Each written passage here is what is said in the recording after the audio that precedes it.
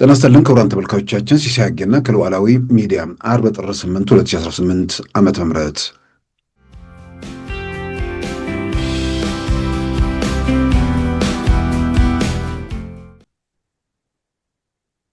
እኮ ዓመት የወልቃይት ሰዎች እኮ ህግ ስለሌለ እኮ ነው መጨረሻ ላይ ሁሉ ነገር እንትን የተባለው ህግ ስለሌለ።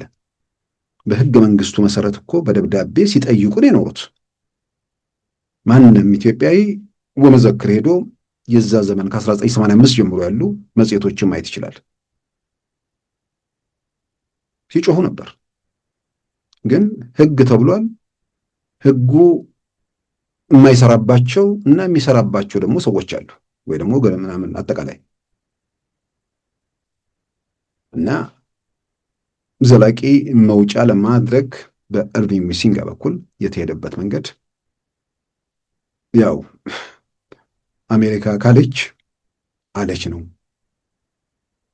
አሜሪካ ብላ አልሰማም ማለት ተያይዞ የሚመጣ ጣጣ አለ ብለውም ደግሞ ይፈራሉ። እርግጠኛ ነኝ አንዳንዱ አሜሪካ የሚፈራበት መንገድ በተወሰነ ደረጃ እግዚአብሔር የሚፈራ ጥሩ ነበር። በተለይ አፍሪካኖቹ የፈጠረባቸውን ስሜት በግሌ በጣም የፈጠረብኝ ነገር ገልጸው ከምችለው በላይ ነው። really changed the game for real. I didn't know Africa was such a beautiful country. They got cars.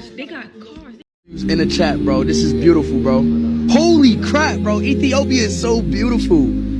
Holy Yo, y'all see this chat? Y'all see Ethiopia, bro? This is insane. Oh my gosh.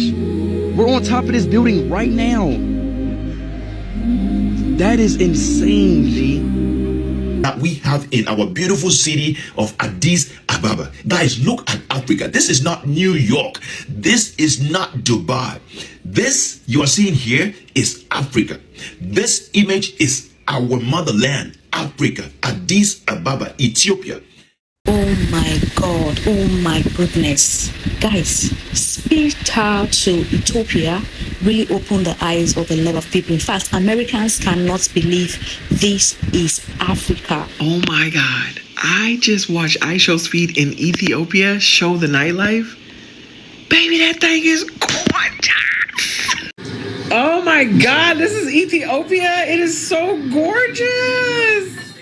Speed has arrived within Ethiopia. Here's what we know. No fluff, just facts. Ethiopia isn't just another destination. It's one of the oldest nations in the world with a culture that runs deeper than algorithms and history. And your culture, from Amhara to Oromo to Tigray to Guraj to Sidima to Afar to Somali, you are not one story, Ethiopia. You are a civilization. Your traditional clothing, your coffee ceremonies, your music, everything about Ethiopia carries identity with pride. Ethiopia is different. You were never colonized because you defended your land. በዛሬ ፕሮግራማችን በእነዚህና በሌሎች ወቅታዊ ጉዳዮች ላይ ትኩረት አድርገናል። አሁን ወደ ዕለቱ ዜና እናመራለን። ኢትዮጵያ ጦርነት ለመክፈት ሰበብ እየፈለገች ነው ሲሉ የኤርትራው የማስታወቂያ ሚኒስትር ተናገሩ። የኤርትራው የማስታወቂያ ሚኒስትር አቶ የማነ ገብረ መስቀል ለሮይተርስ ትናንት በሰጡት መግለጫ የፌዴራል ፖሊስ ኤርትራን በተመለከተ የሰጠውን መግለጫ ያስተባበሉ ሲሆን ዓላማው ጦርነት ለመክፈት የሚደረግ ሰበብ ነው ብለዋል። የኢትዮጵያ ፌዴራል ፖሊስ መነሻውን ከኤርትራ ያደረገ መቀሌ ላይ በህወሓት አቀባባይነት ወደ ሰሜን ሸዋ ለፋኖ የተላከ 56,000 ጥይት ወልዲያ ላይ በቁጥጥር ስር መዋሉን ከትናንት በስቲያ ማስታወቁ ይታወሳል። ይህንን መነሻ በማድረግ ሮይተርስ የጠየቃቸው የኤርትራው የማስታወቂያ ሚኒስትር የብልጽግና መንግስት ጦርነቱን ምክንያታዊ ለማድረግ የተዛባ መረጃ እያሰራጨ ነው ሲሉ ከሰዋል። ይህ በእንዲህ እንዳለም ከወልቃይት የተፈናቀሉ ዜጎች በየራሳቸው የግል ውሳኔ ወደ መኖሪያቸው እንዲመለሱ የተያዘውን እቅድ እንደሚደግፉ በኢትዮጵያ የአሜሪካ አምባሳደር እርቪንግ ሚሲንጋ ገለጹ። ትላንት ሐሙስ ጥር 7 2018 ወደ ሁመራ የተጓዙትና ከዞኑ ባለስልጣናት ጋር የተወያዩት አምባሳደር እርቪንግ ሚሲንጋ በኤምባሲው ማህበራዊ ገጽ ባስተላለፉት መልእክት ህዝቡ እየተጋፈጠ ያለውን ችግር ከስፍራው መመልከታቸውን ገልጸው ይህም የተጎዱ መሰረተ ልማቶች፣ የጤና ሽፋን ውሱንነት እንዲሁም የመሰረታዊ አገልግሎቶች እጥረትን እንደሚጨምር ገልጸዋል። የግጭቱ ተፈናቃዮች ለዓመታት በዓለም አቀፍ ድጋፍ ላይ ጥገኛ ሆነው መቆየታቸውን ያስታወሱት እርቪንግ ሚሲንጋ ሰብአዊ እርዳታ ወሳኝ ቢሆንም ዘላቂ መፍትሄ እንዳልሆነም አመልክተዋል። ይህን ሁኔታ ለመለወጥ አሜሪካም በኢትዮጵያ መንግስት የሚመራውንና በተባበሩት መንግስታት የሚደገፈውን ተፈናቃዮችን በየግል ውሳኔያቸው እንዲመለሱ የሚደረገውን ጥረት እንደምትደግፍ አስታውቀዋል። ተፈናቃዮች በግል ውሳኔያቸው ደህንነታቸው ተጠብቆ በክብር እንዲመለሱና መደበኛ ሕይወት እንዲጀምሩ የተያዘውን እቅድ አሜሪካም ትደግፋለች ብለዋል። ሁሉም ወገኖች ከፖለቲካው በላይ ለህዝብ ቅድሚያ እንዲሰጡና ህዝቡ የራሱን መጻኢ ፖለቲካ ሕይወት በተገቢው ጊዜ እንዲወስን እንዲተዉትም ጥሪ አቅርበዋል። ቀጣዩ ጉዞ ውስብስብ ቢሆንም ቅድሚያው ለተጎጂው የተሻለ ሕይወት መሆን ይገባዋል ያሉት አምባሳደር እርቪንግ ሚሲንጋ ኢትዮጵያን ዘላቂ ሰላምና መረጋጋት ለማምጣት የሚያደርጉትን ጥረት ለመደገፍ አሜሪካ አሁንም ቁርጠኛ መሆኗንም በመልእክታቸው አስፍረዋል። ከአምባሳደር እርቪንግ ሚሲንጋ ጋር ወደ ሁመራ የተጓዙት የጠቅላይ ሚኒስትር አብይ አህመድ የምስራቅ አፍሪካ አማካሪና የቀድሞ የትግራይ ክልል ጊዜያዊ አስተዳደር ፕሬዝዳንት አቶ ጌታቸው ረዳም የአምባሳደር እርቪንግ ሚሲንጋን ጥረት አመስግነዋል።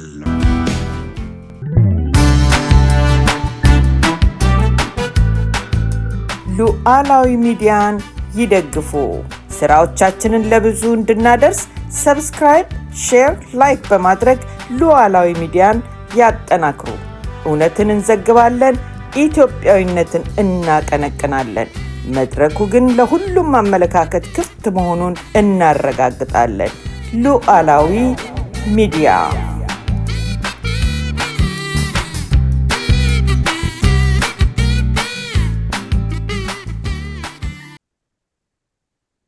ክቡራን ተመልካቾቻችን የአሜሪካው አምባሳደር በኢትዮጵያ እርቪንግ ሚሲንጋ በትናንትናው ዕለት ወደ ወልቃይት ተጉዘው ከወልቃይት ዞን መራሮች ጋር ተወያይተዋል። እንዲሁም ትግራይ ክልል የቀድሞ ጊዜ አስተዳደር ፕሬዝዳንት አቶ ጌታቸው ረዳም አብረዋቸው እንደነበሩ መመልከት ተችሏል። ከዛ በኋላም አምባሳደር ሚሲንጋ ባወጡት መግለጫ ተፈናቃዮቹ በግል ውሳኔ ወደ ቤታቸው ደህንነታቸው ተጠብቆ መመለሱ አስፈላጊነቱ ላይ አጽንኦት ሰጥተዋል። ተፈናቃዮቹ ታግተው የተያዙበት ምዕራፍ መዘጋት እንዳለበት የአሜሪካ መንግስትም አቋም ይዟል ማለት ነው። ይሄ በተጨባጭ መረጃ ላይ ተመረኮዘም በአካል ሄደው ሁኔታዎችን ገምግመው ሁለቱም ወገን ምን እየተባለ እንደሆነ የሚያውቁ ምንድነው ሽሬ ሄደው ተፈናቃይ ካምፕም ጎብኝቶ የተመለሱ ሰው ናቸው። ስለዚህ ተፈናቃዮቹን ለመመለስ የኢትዮጵያ መንግስትም የትግራይ ክልል የቀድሞ አስተዳደር ፕሬዝዳንት የሆኑት አቶ ጌታቸው ረዳም ሌሎቹም የህወሓት የቀድሞ አመራሮችና የጦር ጀነራሎች ጭምር ተፈናቃዮቹ ቤታቸው፣ ሰፈራቸው፣ ቀያቸው መግባት አለባቸው የሚለው ላይ ጠንካራ ተመሳሳይ አቋም ይዘዋል። ተፈናቃዮቹ እንዳይመለሱ የፖለቲካ አጀንዳ እነሱን በማድረግ ከዛ በኋላ እነሱ ከተመለሱ የኛ ጉዳይ አውላላ ሜዳ ላይ ወደቅን፣ ምን ምክንያት አቅርበን በምን ሐሳብን ከኢትዮጵያ መንግስት ጋር እንወዛገብ። በሌላ በኩል ደግሞ በቅንነት ከታየ ይሄ አጀንዳ ከሌለም የኢትዮጵያ መንግስት መስሎ ለቃቅሞ እስር ቤት ቢያስገባንስ በሚል ስጋት ከነሱ ደህንነት ወይ ደግሞ ለነሱ ስልጣን ሲባል ተፈናቃዮቹን አግተው አስረው የያዙ ሰዎች በዚህ ሁኔታ ውስጥ መቀጠል እንደማይችሉ በሁለት ምክንያት በኢትዮጵያ መንግስት ከዚህ በላይ ዜጎቹ እንዲሰቃዩ መፍቀድ የለበትም ምልክቶችን ያሳያሉ። በሌላም በኩል ደግሞ የትግራይ ክልልን በተለያየ ኃላፊነት ሊያገለግሉ በህወሓት ፓርቲ ውስጥ የሚያለፉ ሰዎች እንዲሁም ደግሞ መሳሪያ አንስተው የሚንቀሳቀሱ ሰዎች የዜጎቹ የትግራይ ተወላጆቹ መከራ ማብቃት አለበት የሚል ጠንካራ አቋም እየወሰዱ ነው። አሁን ከዛ አልፎ ደግሞ ዓለም አቀፉ ማህበረሰብ በተለይም ደግሞ በአሜሪካ በኩል ወደዚህ አይነት ውሳኔ መወሰኑ በጣም ትልቅ እርምጃ ነው። ተፈናቃዮቹ ደህንነታቸው ተጠብቆ መብታቸው ተከብሮ በየግል ውሳኔ ወደ ቤታቸው መመለስ አለባቸው የሚለው በጣም መሰረታዊ ነገር ነው። ስለዚህ እዚህ ደረጃ ላይ ከተደረሰ በኋላ አሁን ተፈናቃዮቹን በእርግጠኝነት በኢትዮጵያ መንግስት ነው ሂደቱን የሚመራው፣ የተባበሩት መንግስታት ያስፈጽመዋል። ይህን እንቅስቃሴ ለማድረግ የኢትዮጵያ መንግስት ወደ እርምጃ ለመግባት መዘጋጀቱን የሚያሳይ ነገር ነው። ይህን ተፈናቃዮቹን ላለመመለስ በተለያየ መንገድ እንቅስቃሴ ይደረጋል። አሁን እንግዲህ ሁኔታ ወደ ግጭት ይወስዳል አይወስድም፣ በርካታ ተያይዘው የሚመጡ ነገሮች ግጭት የመምጣቱን እድል እያሰፉ መጥተዋል። የተፈናቃዮቹ ጉዳይ መንግስት እንደ መንግስት ኃላፊነት አለበት። ከዚህ በላይ ለምን እንደሚሰቃዩት ምንም ጥያቄ ውስጥ ማይገባ ነገር ነው። ስለዚህ አሜሪካኖቹ ቢያንስ ጉዳዩን፣ ሂደቱን፣ ችግሩን መረዳታቸውና ለመፍትሄው የራሳቸው አስተዋጽኦ ለማድረግ መወሰናቸው ተፈናቃዮቹ መመለስ የሚገባቸው በዚህ ምክንያት ነው ብለው የኢትዮጵያ መንግስት የሚያራምደውን ወይ ደግሞ ኃላፊነት የሚሰማቸው ወገኖች የሚገልጹትን ነገር ገዝተው በዛ መንገድ መቀጠል አለበት የሚል አቋም ማራመዳቸው የኢትዮጵያ መንግስት በእርምጃ ለመውሰድ ተዘጋጅቷል ማለት ነው። እርምጃ ማለት ተፈናቃዮቹን ወደ ቤታቸው ለመመለስ በየግል መመለስ የማትፈልጉ የሚል ውሳኔ ማለት ነው። ደህንነታቸውን በተመለከተ የኢትዮጵያ መንግስት ኃላፊነት ይወስዳል። ከኢትዮጵያ መንግስት ባሻገር አንዳንዴ አሜሪካ ስትባል ከእግዚአብሔር በታች ሁሉ ነገር ማድረግ ትችላለች ብሎ የሚያምን በየአካባቢው የትኛውም በኢትዮጵያ ማህበረሰቡን ብቻ ሰው ከኢትዮጵያን ባሻገር እንደዛ የሚያስቡ ሰዎች አሉ። ስለዚህ አሜሪካም ይህን ሂደት የምትደግፈውና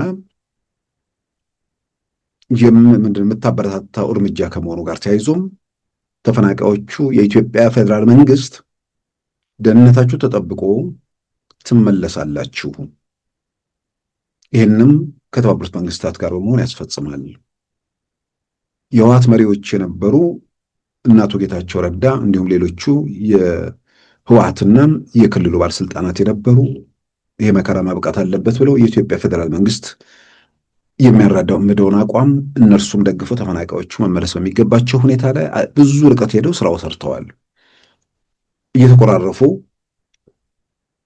በጠላትነት እየተያዩ የፖለቲካ መሪዎቹ ተፈናቃዮቹ ከሚመለሱ ይልቅ በጠላትነት የሚተያዩት የፖለቲካ መሪዎች እናቶ ጌታቸው ረዳ ከዞኑ ከወልቃይት ዞን ኃላፊዎች ጋር ደግሞ መነጋገራቸው ነገሮችን ለማለዘብና ለማርገብ ሰዎች በተቀራረቡ ቁጥር የበለጠ ለመግባባትና ለመደማመጥም ያለው እድል ስለሚሰፋ ብዙ ነገሮች ርቀት ተሄዷል። ስለዚህ ተፈናቃዮቹ ወደ ቤታቸው ወደ ቀያቸው የመመለሳቸው ነገር ግልጽ ሆኗል።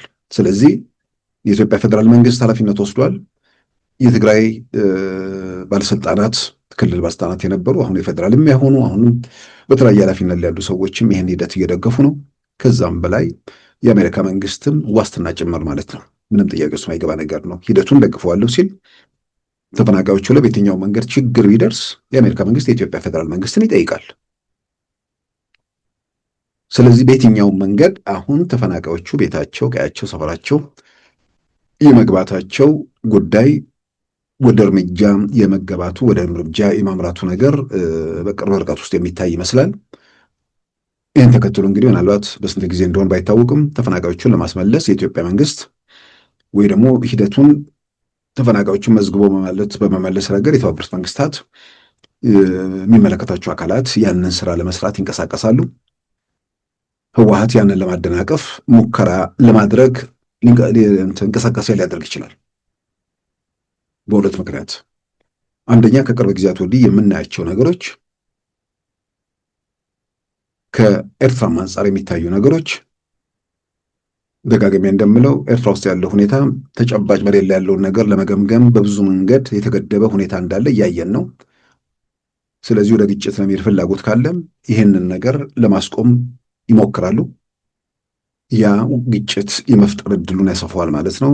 ግጭት ከተነሳ በኋላ ግጭቱ ለምን እንደተነሳም አሜሪካኖቹም አውሮፓውያኖቹም ሌሎቹም ጭምር ግንዛቤ የወሰዱበት ነገር ከሆነ ከዛ በኋላ እዚህ ጋር ቁም፣ እዛ ጋር ሂድ፣ እዚህ ጋር ይሄን አድርግ የሚል ማንም ኃይል በኢትዮጵያ ምድር ላይ አይኖርም። የተፈናቃዮቹን ብቻ ሳይሆን የኢትዮጵያ መከራ ለአንዴና ለመጨረሻ ጊዜ እንዲያበቃ ሁል ጊዜም የሀገር ሸክም፣ ራስ ምታት፣ ስቃይና ሰቆቃ ምልክት የሆነውን ቡድን የዛን ርዝራዦች ልክ ማስገባት በጣም አስፈላጊ ነገር ነው። እንደማያዋጣቸው ተገንዝበው ምናልባት ትንሽ እግዚአብሔር የሆነ ነገር አእምሯቸው ላይ ትቶ ሰብአዊነት ተሰምቷቸው የእነዚህ ተፈናቃዮች ጉዳይ የእኛ መነገጃ መሆን የለበትም ብለው በሌላም በኩል ደግሞ ወደ ውዝግብ ሲገቡ የሚከተለውን አደጋ አጢነው ተፈናቃዮቹ መመለስ የሚችሉበት ሁኔታ ከተፈጠረ በአንድ ጊዜ ብዙ ነገሮች መልስ ያገኛሉ ብዬ አምናለሁ። ምናልባት በኢትዮጵያ መንግስት በኩል ደጋግሞ ቃል ተገብቶላቸውም የሚፈሩ የማያምኑ ሰዎች ካሉ ይሄ በወንጀል የሚፈልጉ ሰዎች የነሱ ከወንጀላቸው መሸሻ ከወንጀል ለመራቅ የሚጠቀሙበት ነገር ከሆነ ተፈናቃዮቹ ጉዳይ አሁን ባሉበት ሁኔታ ውስጥ ወንጀል የሚፈለጉ በየትኛው መንገድ ሊሞክሩ ማስቆም የሚችሉበት ምዕራፍ እያበቃ ነው።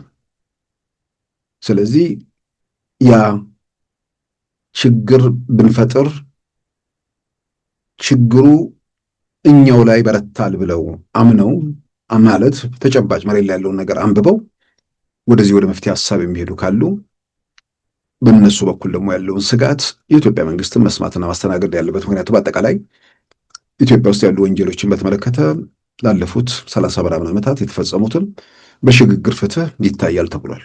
ስለዚህ የእነሱንም ጉዳይ በሽግግር ፍትህ ማየት ነው። በወንጀል ሲፈለጉ አምልጠው መቀሌ ገብተው የቆዩት እንደ አቶ ጌታቸው አሰፋ ያሉት ከዚህ ሂደት ውስጥ እንግዲህ እርግጥ ከፍተኛ ወንጀል የፈጸሙ ብዙ ግፍና ሰቆቃ በኢትዮጵያውያን ላይ ያደረሱ ሰው ናቸው። ያንን ጭምር አጠቃላይ በሽግግር ፍትህ ማታየት የሚችልበት ሁኔታ ምክንያቱም አንዳንድ ሰዎች ለራሳቸው ከወንጀል ማምለጫ ዜጎችን፣ ማህበረሰብን በአጠቃላይ አካባቢን ለውድመትና ለሰንትን ሊዳርጉ የሚችሉበት ሁኔታ ስላለ ምናልባት ከዛም አንጻር እንዲህ አይነት ስጋት ያለባቸው ሰዎችንም ግምት ውስጥ ማስገባቱ ምናልባት ለመፍትሄው የተወሰነ ነገር ሊያግዝ ይችላል። ይሄ ነው ብለን ደግሞ እርግጠኛ ሆነን እንዳንናገር አቶ ጌታቸው በቅርቡ ሰጡት መግለጫ እኚህ ሰው እዛ ቦታ ላይ ባለው ጉዳይ ላይ ዋና ተዋናይ አይመስሉም። ጦርነቱ ያኔ ሲከፈት ስለ ጦርነቱ መረጃ አልነበራቸውም እንግዲህ ያሉት።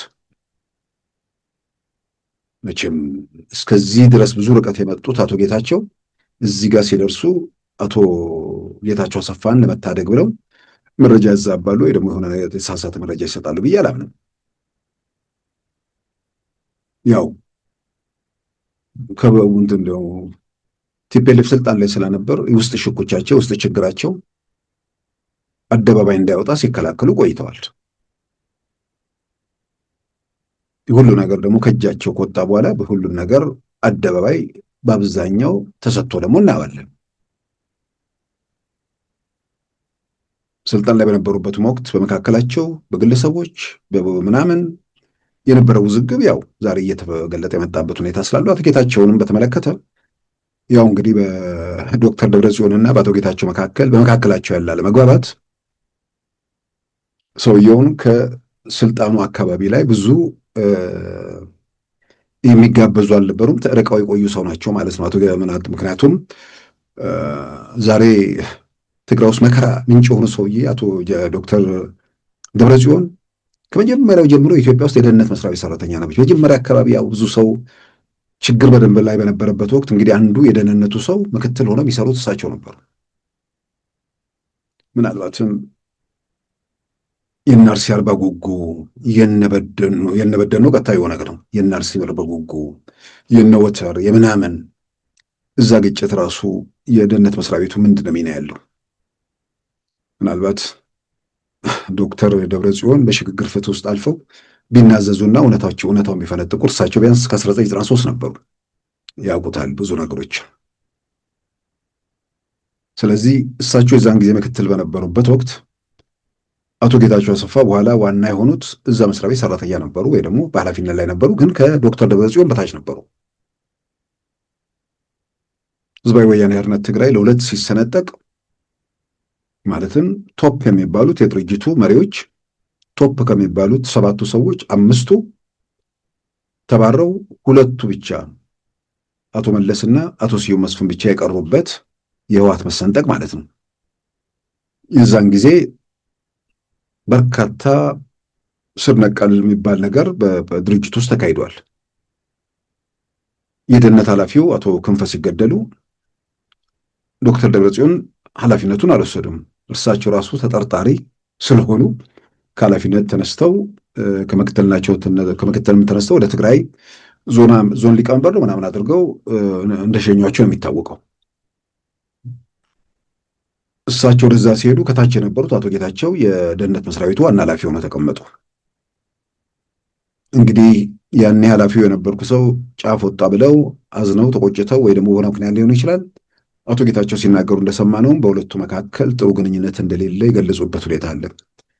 ይሄው ጥሩ ያልሆነ ግንኙነት አንዳንድ ውሳኔዎች ላይ ዋና ተዋናይ እንዳይሆኑ ከሂደቱ እንዲርቁ ተደርጓል ማለት ነው።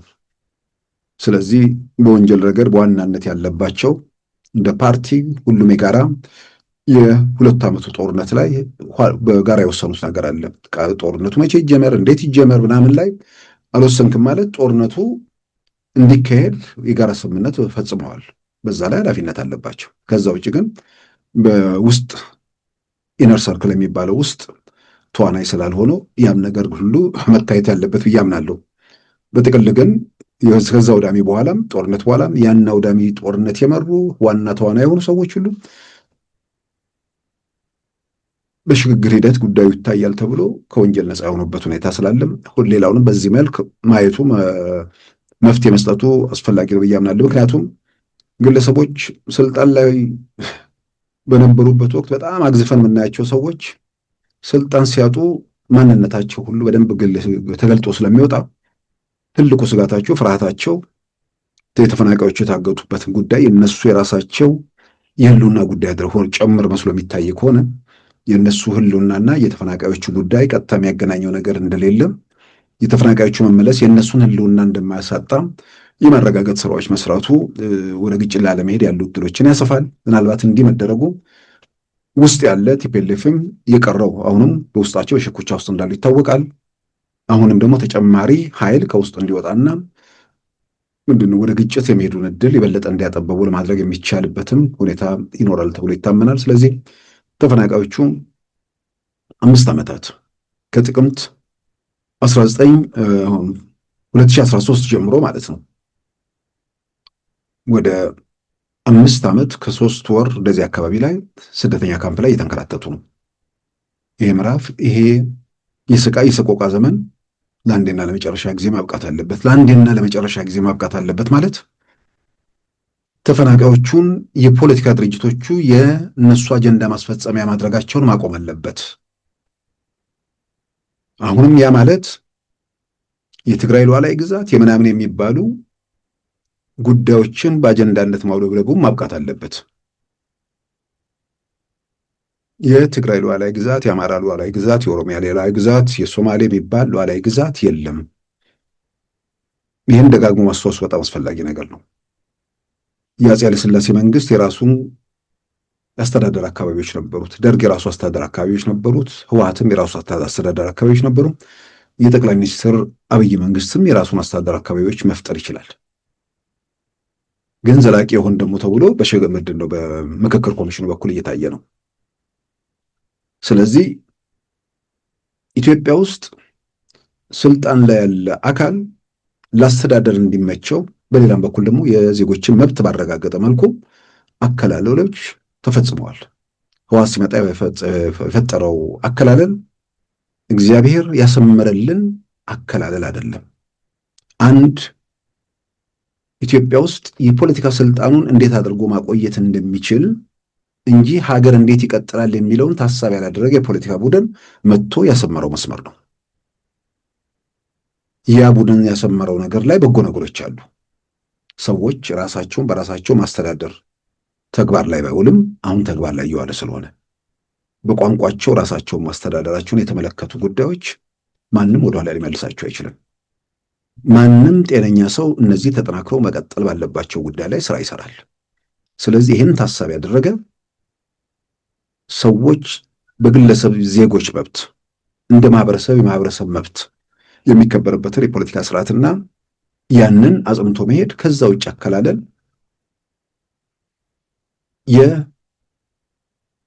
የተከለለው ክልል የራሴ የሚባለው ሉዓላዊ ግዛት የለውም። ደቡብ ክልል ሉዓላዊ ግዛት ከሆነ ለምንድን ነው 5 ቦታ ሲሸነሽን የደቡብ ክልል ተወላጅ ወይ ደግሞ የሚመለከታቸው እንትኖች ድምጻቸውን ያላሰሙት? ሉዓላዊ ግዛታቸው ከሆነ ወይስ ያንዳንዱ የተለየ መብት ስላለ ነው? ስለዚህ ሉዓላዊ ግዛት የሚባለውን ጨዋታ ልክ ሰማይና ምድር ሲፈጠሩ አንድ ላይ እንደዛ ተሰርቶ የተፈጠሩ ያህል አድርጎ የሚደረግ አላስፈላጊ ኃላፊነት የጎደለው ለፖለቲካ ግርግር እንዲያመች ተደርጎ የሚደረጉ ነገሮች በጣም ኃላፊነት የጎደላቸው ናቸው። ጤነኛ የሆነ ሰው፣ ነገን አሻግሮ ማየት የሚፈልግ ሰው፣ ዘላቂ መውጫ የሚሻ ሰው የሌላውንም ቁስል ነው ማየት ያለበት። እንደውም እንዲህ አይነት ጥያቄ እንዲህ አይነት ቃል በተናገሩ ቁጥር የሚያማቸው የተገደሉባቸው ቤተሰቦቻቸው ምናምን ስቃይ የሚጠዘጠዛቸው ሰዎች አሉ። በተለያየ መንገድ ስለሰማን ነው። ህወሓት በጉልበት ሄዶ ሰዎቹን አፈናቅሎ አስሮ ገድሎ መከራ አንግሶ ቦታውን ከተቆጣጠረ በኋላ ሌላው ቀርቶ ከዛ እርሻ ቦታው ምቹ ነው ተብሎ ከሌላ የትግራይ አካባቢ በርካታ ሰው ካሰፈረበት በኋላ ባለቤቶቹን ባለርስቶቹን ሜዳ ላይ በትኖና በሱዳን ስደተኛ ካምፕ አንከራቶ ያንን በተመለከተ ሉዓላዊ ግዛት እያሉ ኃላፊነት የጎደለው መግለጫ መስጠት ለማንም የሚጠቅም ነገር አይደለም። ማንም ኃላፊነት የሚሰማው ሰው እዛ መሬት ላይ ያሉ እዛ ቤት ያላቸው እዛ የሚሰፈሩ ኢትዮጵያን መብታቸው መከበር ከየትኛውም ኢትዮጵያ ማህበረሰብ ይውጡ፣ ከየትኛውም አካባቢ ይምጡ፣ ነዋሪዎች ናቸው፣ ባለቤቶች ናቸው። ሌላው ቀርቶ ላስተዳደር አመችነት ሲባል ትግርኛንም አማርኛንም ሁለቱንም የሥራ ቋንቋ ማድረግ የሚቻልበት ሁኔታ አለ። ይሄ እዛው ማንም የውጭ ያለው ሰው አይመለከተው፣ እዛው ወልቃይቶቹ ነው የሚመለከተው። ተፈናቃይ ካምፕ ያሉት ሲመለሱ እዛም ያሉት በጋራ ሆነው ለአስተዳደር የሚመቻቸው ነገር ላይ እነርሱ ብቻቸውን ይወስናሉ። ይሄ የፖለቲካ ቡድኖች ከርቀት ሆነው የሚያደርጉት ነገር ሲያበቃ ከማንም በላይ እዛ ያሉ ሰዎች ወንድማማቾች ናቸው። ምንም ጥያቄ ውስጥ የሚገባ ነገር አይደለም። የሆነ ቀን ሀገር ስሆን ወደ ሱዳን መውጫ ወይ ደግሞ ሶስተኛ ሀገር መውጫ ወይ ደግሞ ትልቅ የእርሻ መሬት ስላለበት ወይም እኮ ለትግራይ ህዝብ አይደለም እኮ ዘራፊ ነጋዴዎች እንዲሰፍሩበት እንደዛ ተብሎ የሚቀጠል ነገር የለም። ስለዚህ ተፈናቃዮቹን በተመለከተ አሁንም እንዲመለሱ መደረግ ብቻ ሳይሆን ዘላቂውን በተመለከተ አምባሳደር እርቪንግ ሚሲንጋ እንዳሉት ቀጣይ ፖለቲካ ህይወታቸውንም የሚወስኑት እነሱ ናቸው። ዶክተር ደብረጽዮን ሊወስኑላቸው አይችሉም። ወይንም ባህር ዳር ያሉት አቶ አረጋ ከበደ ሊወስኑ አይችሉም። እና አቶ አረጋ በዚህ ጉዳይ ላይ እንደውም የተለየ ነገር እያሉ አይደለም፣ በኃላፊነት ስሜት ነው የሚንቀሳቀሱት። ስለዚህ እዛ ያሉ ሰዎች እዛ ባለው ጉዳይ ላይ ሙሉ መብት አላቸው፣ ሙሉ ነፃነት አላቸው። ቀያቸው ነው፣ ሰፈራቸው ነው። በአስተዳደሩ ላይ በምርጫ መወከል፣ በዘላቂነት ደግሞ አካባቢው ምን ይሆን የሚለውን ለእነርሱ መተው በጣም አስፈላጊ ነገር ነው። እንደውም አሁን ትግራይ ውስጥ ይህንን ጉዳይ የሉዓላዊ ምናምን የሚሉ ሰዎች ይህን የሚያነሱ ሰዎችን በትግራይ አክቲቪስቶች ወይ ደግሞ በትግራይ ምሁራንም ያው አንዳንዴ የዘር ፖለቲካ መጥፎ ነገሩ አንዳንድ ትክክል የሆኑ ነገሮችን እንኳን በድፍረት ለመናገር የሆነ ቦታ ላይ በሆነ መንገድ የቀረበን ነገር እንደ ትክክል ተደርጎ ሲወሰድ የነበረን ነገር ትክክል ባይሆንም መጀመሪያ መጥቶ ትክክል አይደለም ማለት ዋጋ ያስከፍላል።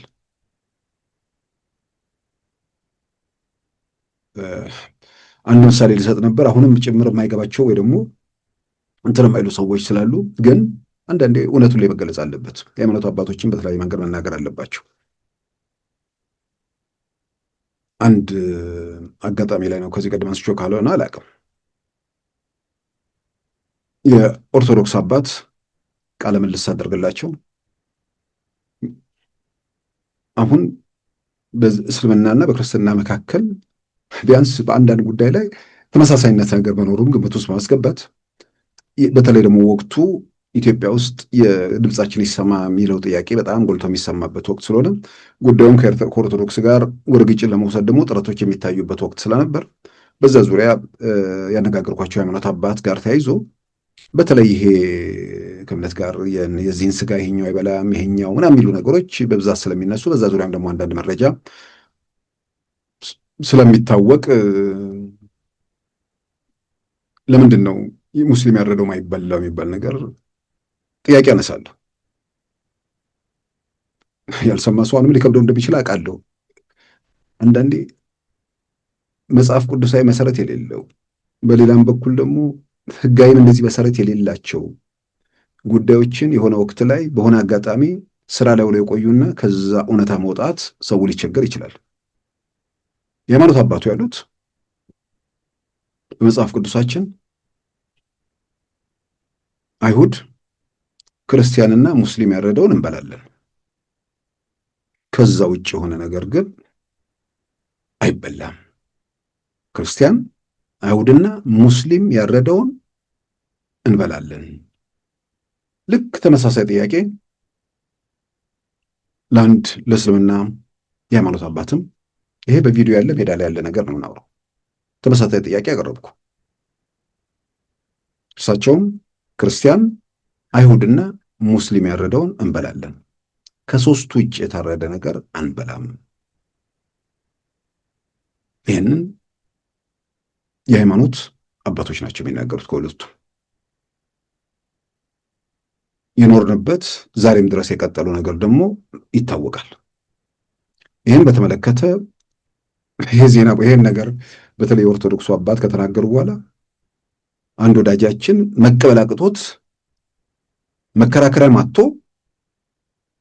ዝም ብሎ ወደ ውግዘቱ ምናምን ሲሄድ አስታውሳለሁ። ይህን የማመጣው አሁንም ከዚህ ሉዓላዊነት ምናምን እያሉ ተመሳሳይ ነገርን ለፍላጎታቸው ማስፈጸሚያ እንትን የሚሉ ሰዎች ያ ነገር ትክክል አለመሆኑን ለመናገር የሚሰማቸው ሰው ጋር የሚፈጠረው ሪያክሽን ያሳስባቸዋል። ግን ከሚመጣው ሪያክሽን ማሳሰብ በላይ ዘላቂውን ነገር ለማበጀት የሚናገሩት ትክክል መሆኑን ማረጋገጥ፣ የሚናገሩት ለሕዝብ የሚጠቅም መሆኑን ማረጋገጥ፣ ከዛ በኋላ ያለውን ነገር እንዳለ ግልጽ ማድረግ ነው። ተፈናቃዮቹ ጋር ተያይዞ ሉዓላዊነት የሚባለውን ነገር ለአንዴና ለመጨረሻ ጊዜ ከሂደቱ ማውጣት ነው። ያ ማለት ህዝበ ውሳኔ ተሰጥቶ ጉዳዩ በዛ ያልቃል ተብሎ ህዝበ ውሳኔ ተሰጥቶ ወልቃይት አካባቢ ያሉ ነዋሪዎች በአብላጫ ድምፅ ክልላችን ትግራይ ክልል ይሁን እዛ መኖር ነው የምንፈልገው ካሉ ያንን ማንም ወደኋላ ይመልሱ አይችልም። ይሄ በትክክለኛ ህዝበ ውሳኔ የሚወሰን ከሆነ አማራ ክልል መሆን የምንፈልገው ካሉም ማንም ያን ወደኋላ ይመልሱ አይችልም። አይ ሁለቱንም አያስፈልጉንም፣ እኛ ራሳችን እንደ ልዩ ዞን ወይ ደግሞ እንደ ክልል ሆነን መቀመጥ እንችላለን ብለው እንደዚህ አይነት ምርጫም ተሰጥቷቸው ቢወስኑ ምናልባት የኢትዮጵያን አጠቃላይ አከላለል እንደገና ለማየትም እድል የሚፈጥር ነገር ነው ብዬ አምናለሁ። ስለዚህ ሰዎች ከጭብጨባው ከምናምኑ ባሻገር በቀጥታም ይሁን በተዘዋዋሪ ለደረሰው ችግር ስደተኛ ካምፕ እንዲንከራተቱ ስቃይ ሰቆቃ እንዲቀበሉ ደረጃቸው የተለያየ ቢሆንም ኃላፊነት ያለባቸው ሰዎች ናቸው። ስለዚህ ይሄኛው ምዕራፍ ለመዝጋት ደግሞ ጦርነት ውስጥ ለመማገድ ካልፈራችሁ ከጦርነት ለማውጣት ብቻ ሳይሆን ለአንዴና ለመጨረሻ ወደ ጦርነት የማይገባበትን ምዕራፍ ለመዘርጋት እውነታውን ፊት ለፊት መናገር መድፈር ያስፈልጋል። በፕሪቶሪያ ስምምነትም መቶ መተግበር አለበት። ምክንያቱም የተስማማችሁት ነገር ነው። እዛ ላይ ግን ወልቃይት ወይ ደግሞ ምናምን ወደ ትግራይ ይካልላሉ አይልም፣ በህግ ይወሰናሉ ለሚለው 27 እኮ ዓመት የወልቃይት ሰዎች እኮ በህግ ስለሌለ እኮ ነው መጨረሻ ላይ ሁሉ ነገር እንትን የተባለው። ህግ ስለሌለ በህገ መንግስቱ መሰረት እኮ በደብዳቤ ሲጠይቁን የኖሩት ማንም ኢትዮጵያዊ ወመዘክር ሄዶ የዛ ዘመን ከ1985 ጀምሮ ያሉ መጽሔቶችን ማየት ይችላል። ሲጮሁ ነበር። ግን ህግ ተብሏል። ህጉ የማይሰራባቸው እና የሚሰራባቸው ደግሞ ሰዎች አሉ ወይ ደግሞ ምናምን አጠቃላይ እና ዘላቂ መውጫ ለማድረግ በእርቪንግ ሚሲንጋ በኩል የተሄደበት መንገድ ያው አሜሪካ ካለች አለች ነው።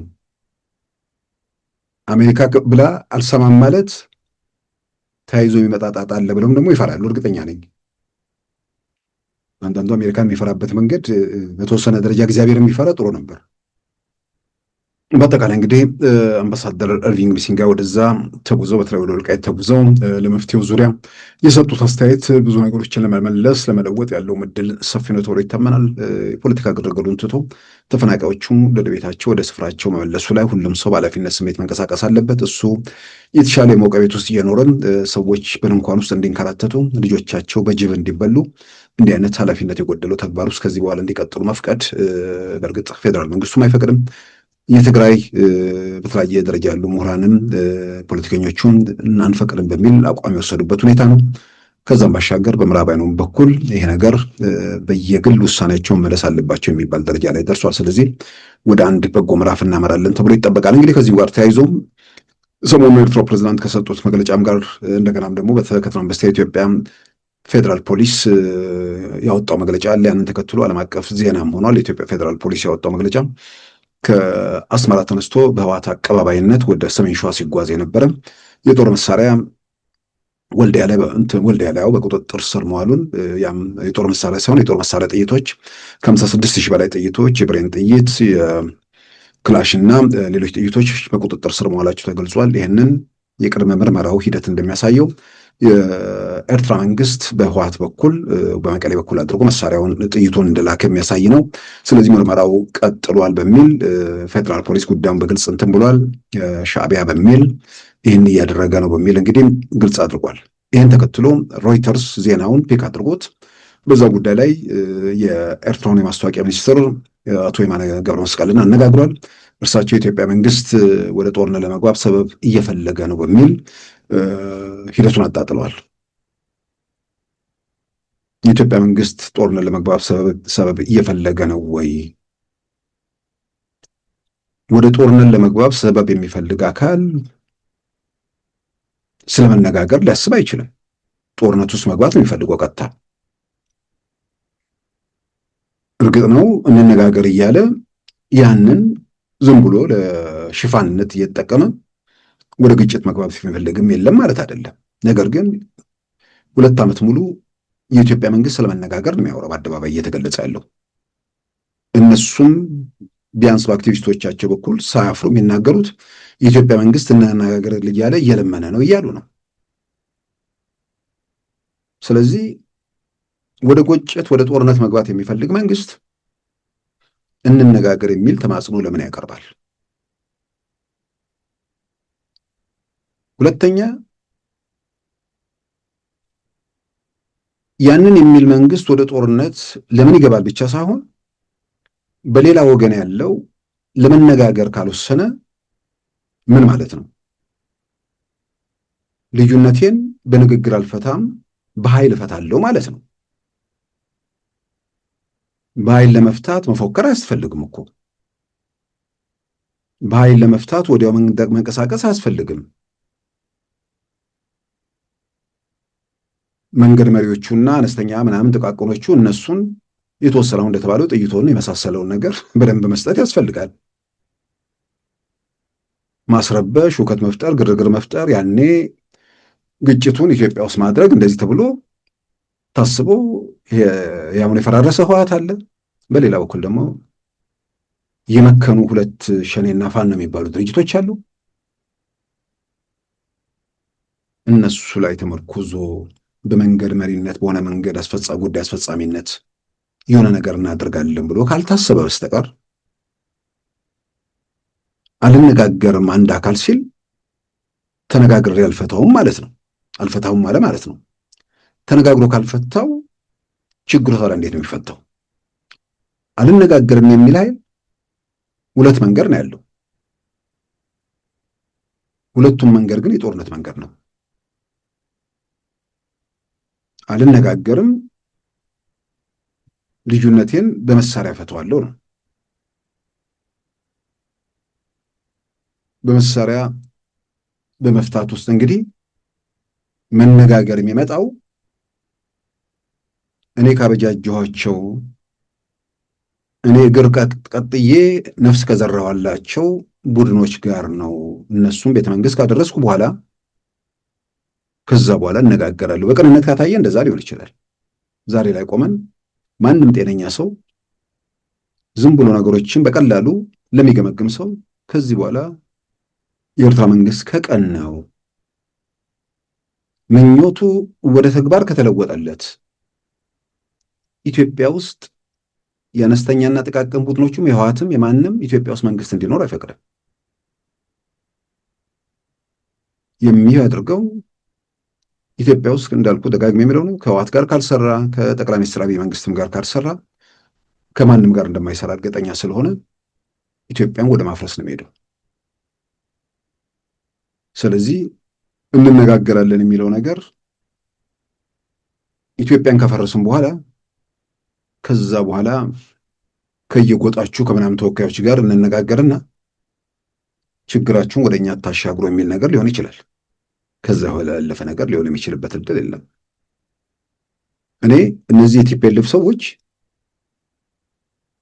እርግጥ ነው ከ93 በኋላ ህወሓት የሚባል ቡድን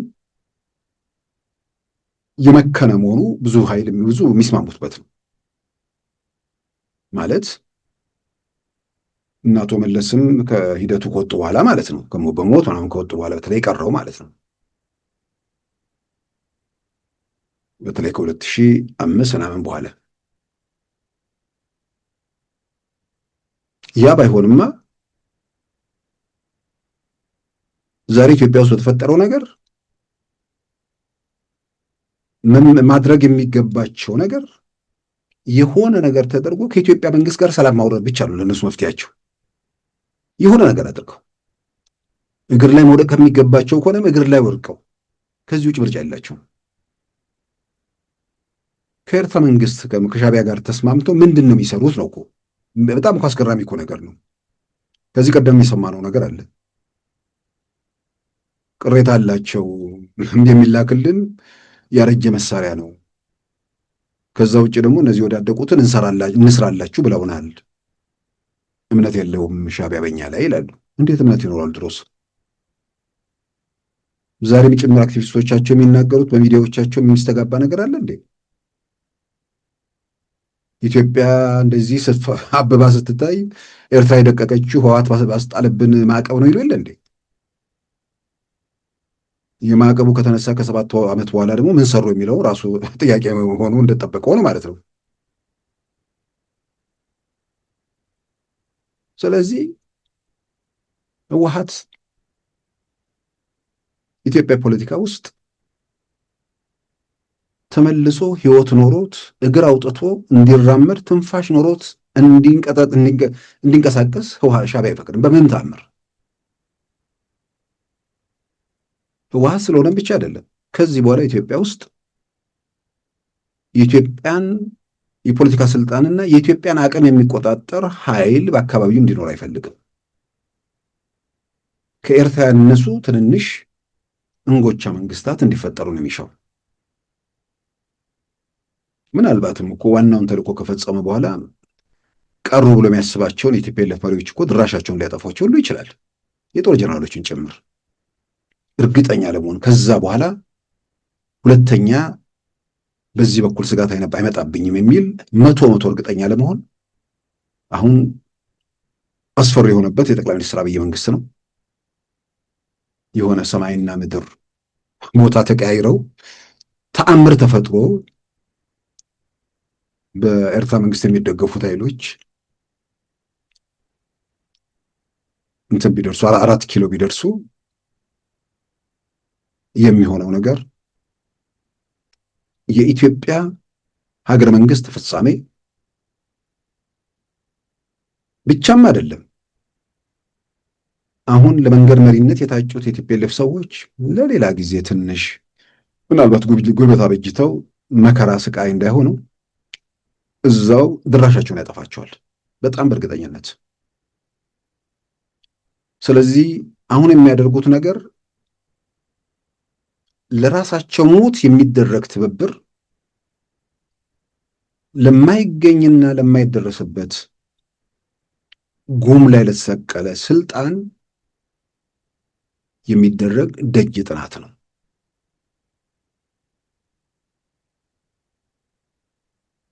እና የኤርትራ መንግስት አንነጋገርም ሲል ይህን ታሳቢ አድርጎ ነው። ግን የኤርትራ ባለስልጣናት ሰብሰብ ብለው ቢመክሩ ይሄ እብደት መሆኑ ግልጽ ነው።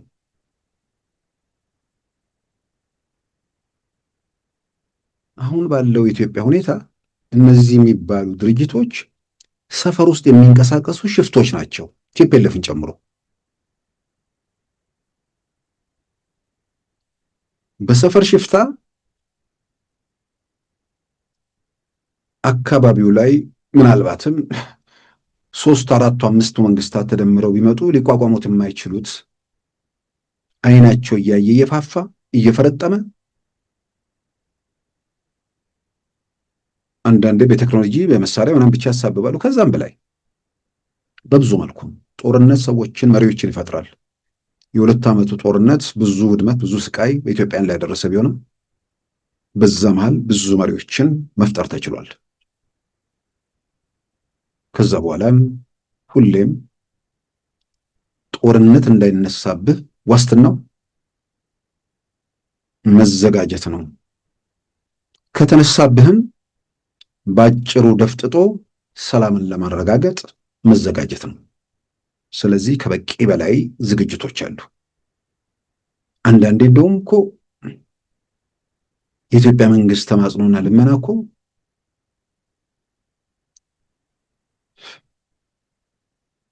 የሆነ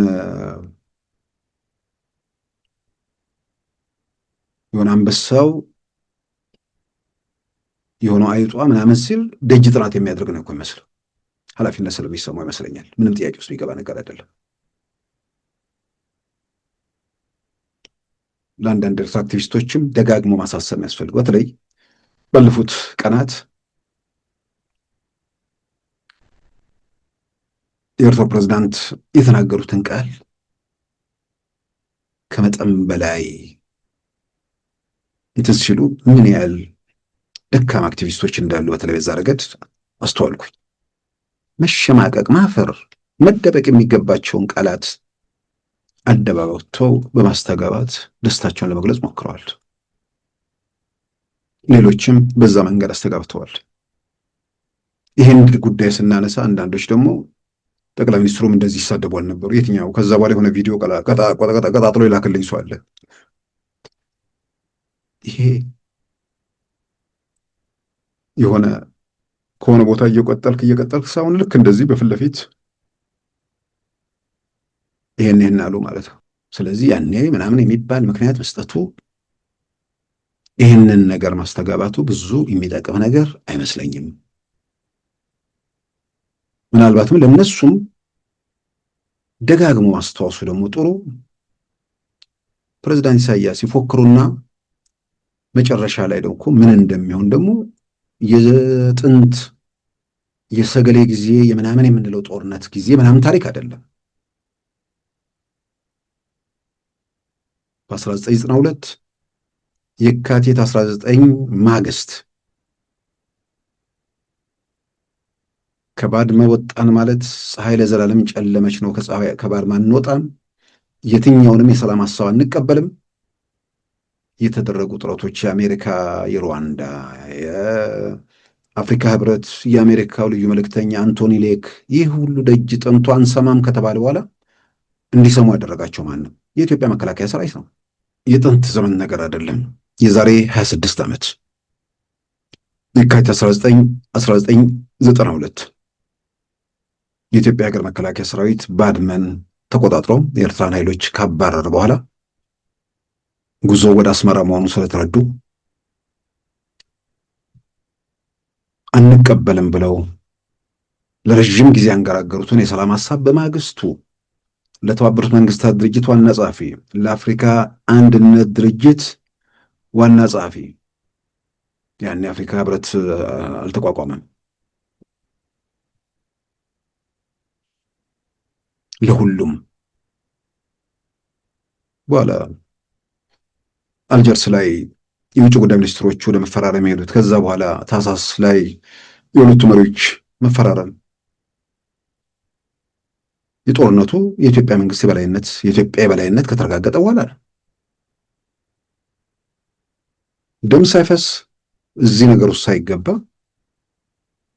ጦርነቱ ከመነሳቱ በፊት ባድመና አካባቢው በማን እጅ ነበር ከሚያዝያ 28 1990 ዓ.ም በፊት የሚለውን ነገር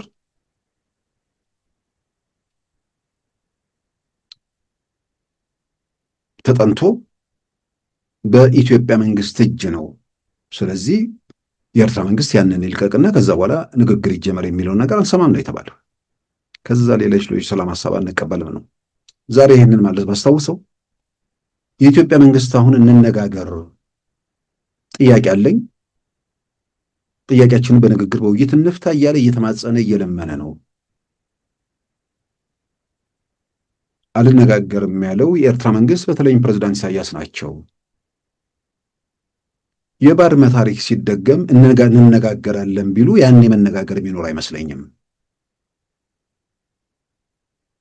ደም ከፈሰሰ ሀብት ንብረት ከወደመ ብዙ ነገር ከተከፈለ በኋላ ኢትዮጵያ ህይወት እየገበረች ልትቀጥል አትችልም። አንድ ቦታ ላይ መቋጫ ማግኘት አለበት። ስለዚህ የኤርትራም የኢትዮጵያም ህዝብ ዘላቂ መውጫ የሚፈልጉ ሰዎችን ፍለጋ ውስጥ ይገባል። ምናልባትም ራሳቸውንም እያሰናዱ ሊሆን ይችላል። ይሄ ዝም ብሎ ለማኝ ብሎ ተሳደበ ብሎ የሚያጨበጭብ ጤነኛ ነው? መሪ እኮ ስድብ ይችላል ብሎ የሚያጨበጭብ ሰው ከተናጋሪው ያላነሰ የጤና ችግር ያለበት ሰው ነው። በየእንትኑ የሚደረገውን ጫጫታ ሳይ እጅግ በጣም ነው የሚገርመኝ። ሰው መሪ ተሳደበ ብሎ የሚያጨበጭብ፣ በአንጻሩ መሪያችን ሀገራችንን በዚህ ሁኔታ ለውጦ ዓለም ላይ አስደመመን ብለው የሚያጨበጭቡ ነው ሊሆን ነው የምናየው። የሚሳደብ መሪ አለን፣ የሚሰራ መሪ አለን አይነት ነገር ከሆነ ኢትዮጵያ ውስጥ እና ኤርትራ ውስጥ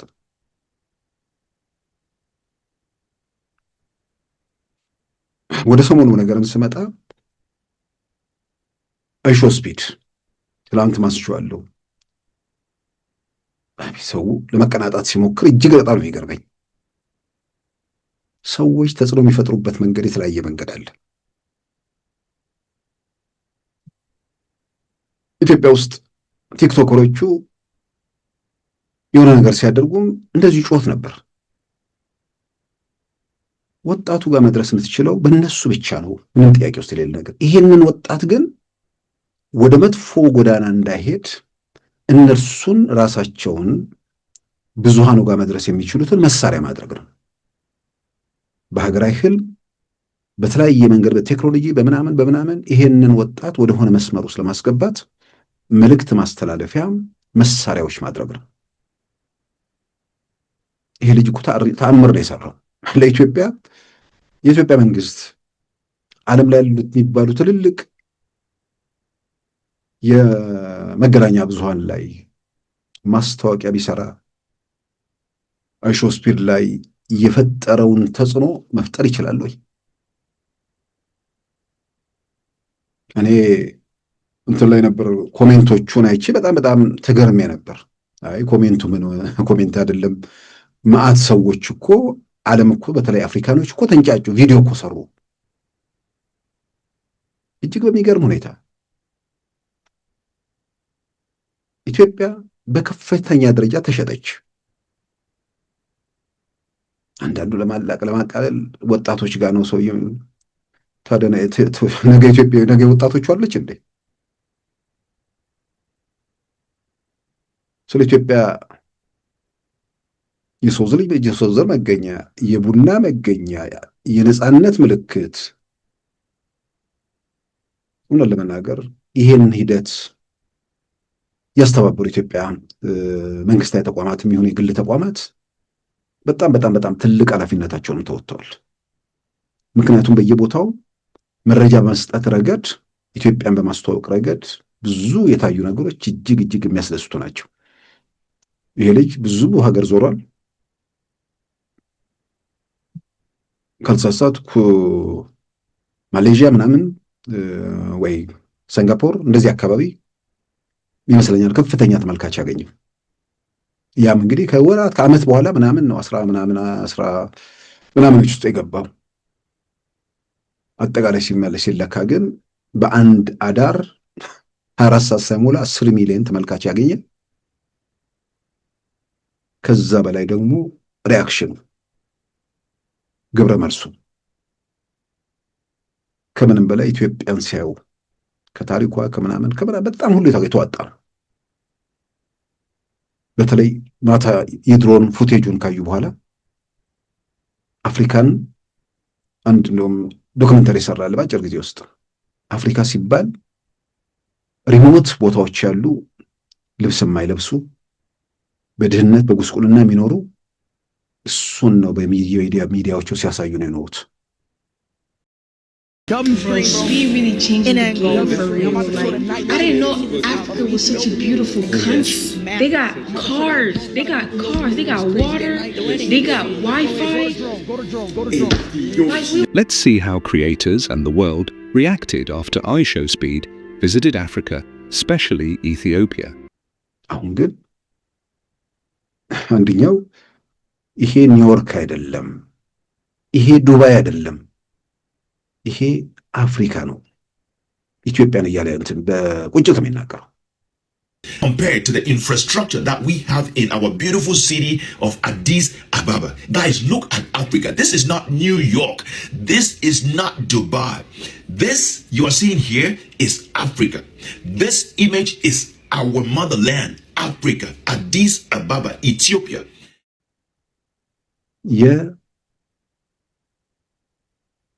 ኢትዮጵያ የአፍሪካውያንነት የአፍሪካ ምልክት ነች። ኩራታቸውን የሚገልጹበት፣ ደስታቸውን የሚገልጹበት፣ እንባቸውን የሚያፈሱበት ሁኔታ ተፈጠረ። iShowSpeed ለኢትዮጵያ ትልቅ ውለታ ነው የዋለው። የኢትዮጵያ መንግስት አሉ የሚባሉ የመንግስት መስሪያ ቤቶችን አሰማርቶ ወጣቶችን ሰብስቦ አበል ከፍሎ ምን ብሎ የፈለገ መልእክት ቢያስተላልፍ ወጣቶቹ ጋር የተላለፈውን መልእክት ኢትዮጵያ ውስጥ ነው ብለው ሌላውም ጋር አይደለም፣ ኢትዮጵያ ውስጥ ኢትዮጵያን በዚህ ደረጃ በታሪክ ውስጥ ያላትን ሚና፣ በነጻነት ተጋድሎ ውስጥ ያላትን ሚና፣ የሰው ዘር መገኛት ብዙ ነገሮችን በአንድ የገላለጠ ነገር ስለሆነ ትልቅ ውጤት ስኬት የተገኘበት ነገር ነው። በጣም ብዙ ነገር ተሽጧል።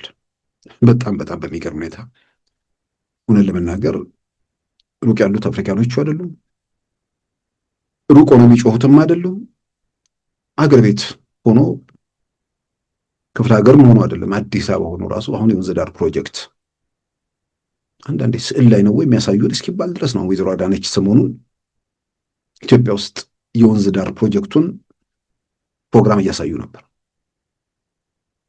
ከሂደቱን ከምንትን ካሉ ሰዎች ጋር።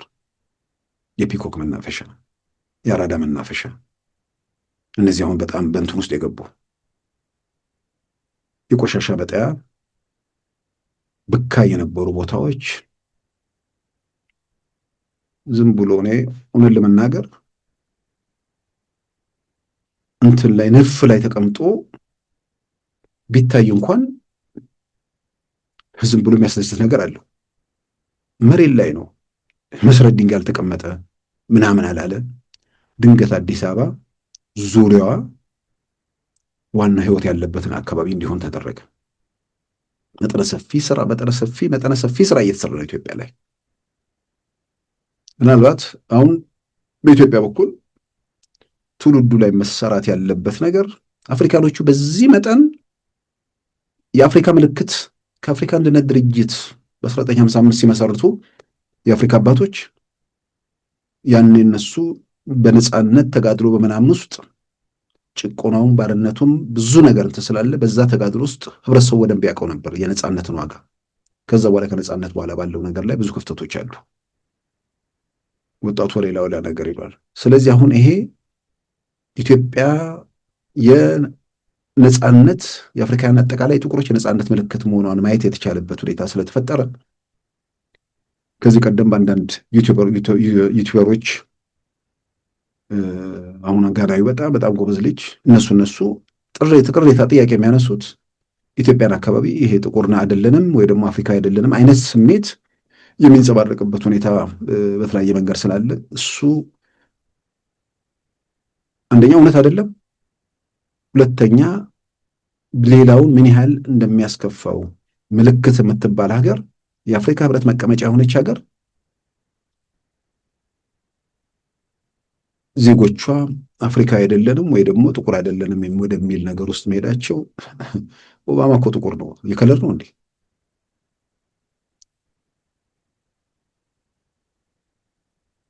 አንዳንዴ ዝም ብሎ እንትን የሚሉ ሰዎች አሉ። ስለዚህ በተለይ ወጣቱ ላይ አንዳንዴ የቆመ ሰው አለ። የቆመውን በምንም ልትነቀንቀው አትችልም።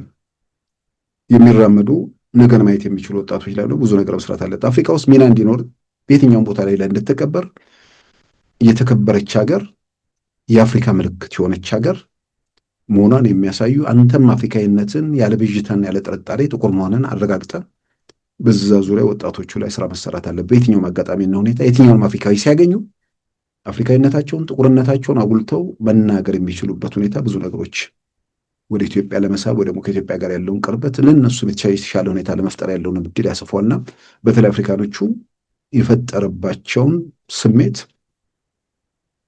በግሌ በጣም የፈጠረብኝ ነገር ገልጸው ከምችለው በላይ ነው። W's in the chat, bro. This is beautiful, bro. Holy crap, bro. Ethiopia is so beautiful. Holy Yo, y'all see this chat? Y'all see Ethiopia, bro? This is insane. Oh my gosh. We're on top of this building right now. That is insane, G. Oh my God, oh my goodness. Guys, Speed Tower to Ethiopia really opened the eyes of a lot of people. In fact, Americans cannot believe this is Africa. They cannot believe this is Africa. See, it is not only Europe that is beautiful, or America, Canada, Australia. Africa is beautiful. Ethiopia, oh my goodness. And I love that for him. That Ethiopia stream, that one hit a little different. I won't lie. Beautiful country, beautiful people, beautiful dark-skinned, melanated people at that. Shout out to Ethiopia. Love you guys. I have plenty of Ethiopian friends. I think you guys are just amazing, beautiful. The food is amazing. Oh my God. I just watched iShow's feed in Ethiopia show the nightlife. Baby, that thing is gorgeous. Oh my God, this is Ethiopia. It is so gorgeous. Oh my God, look at the city. Wow. No, I ain't gonna lie, I gotta do it back to it. I gotta do it right here. Oh my God.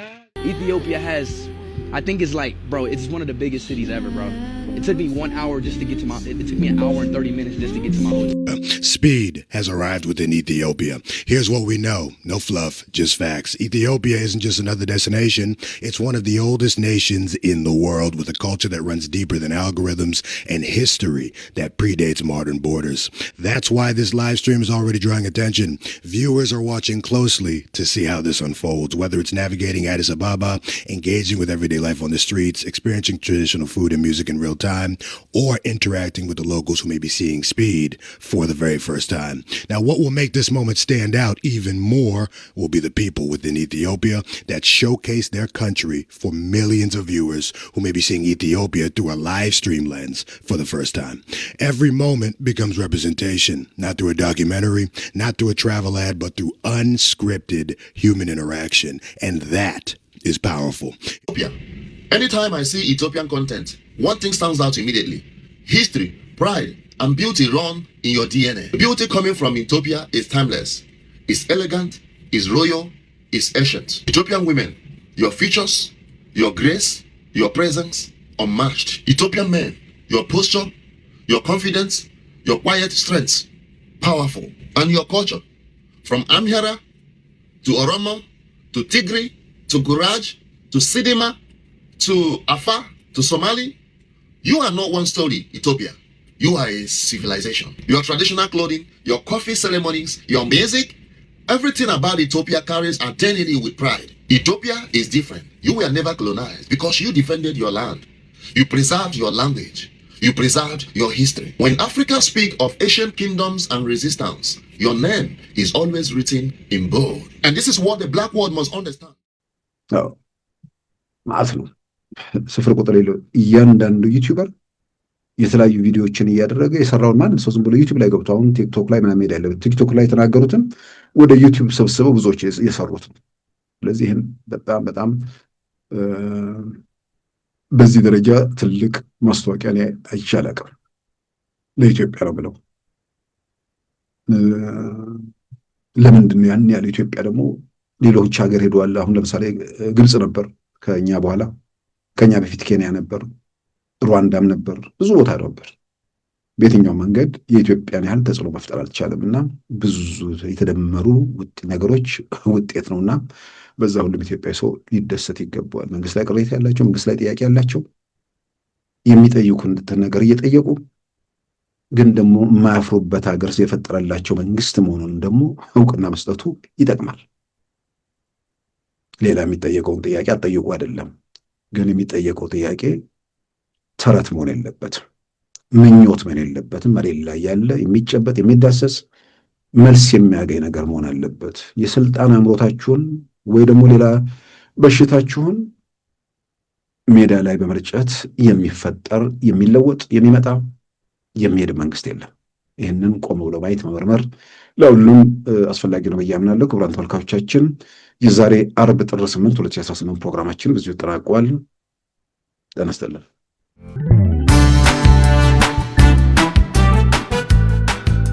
ሉዓላዊ ሚዲያን ይደግፉ ስራዎቻችንን ለብዙ እንድናደርስ ሰብስክራይብ ሼር ላይክ በማድረግ ሉዓላዊ ሚዲያን ያጠናክሩ እውነትን እንዘግባለን ኢትዮጵያዊነትን እናቀነቅናለን መድረኩ ግን ለሁሉም አመለካከት ክፍት መሆኑን እናረጋግጣለን ሉዓላዊ ሚዲያ